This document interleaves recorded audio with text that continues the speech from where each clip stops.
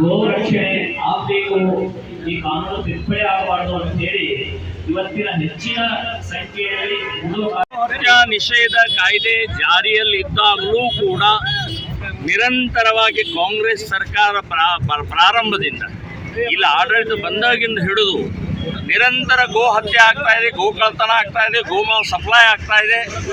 So ಇದರ ವಿರುದ್ಧ ಬಜರಂಗ ದಳ, ವಿಶ್ವ ಹಿಂದೂ, ಶ್ರೀರಾಮ ಸೇನೆ ಸಂಘಟನೆಯವರು ನಾವು ಪ್ರತಿಭಟನೆಯನ್ನ ಮಾಡ್ತಾನೆ ಬಂದಿದ್ದೀವಿ.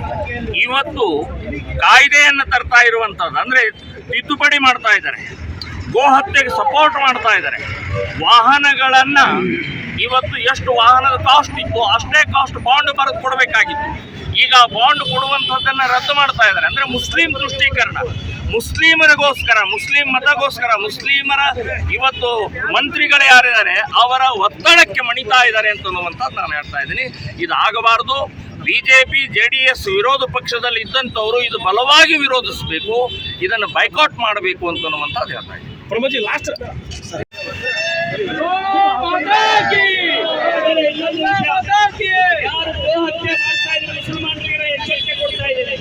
ನೀವೇನಾದ್ರೂ ಕಾನೂನನ್ನು ತಿದ್ದುಪಡಿ ಮಾಡಿದ ಅಕಸ್ಮಾತ್ ನೀವೇನಾದ್ರೂ ಗೋ ಹತ್ಯೆ ಮಾಡಿದ್ರೆ ನಾವು ಹಿಂದೂ ಪರ ಸಂಘಟನೆಗಳು ಯಾರು ಗೋ ಹತ್ಯೆ ಮಾಡ್ತಾರೆ ಅವ್ರ ರಕ್ತವನ್ನು ಚೆಲ್ಲಬೇಕಾಗುತ್ತೆ.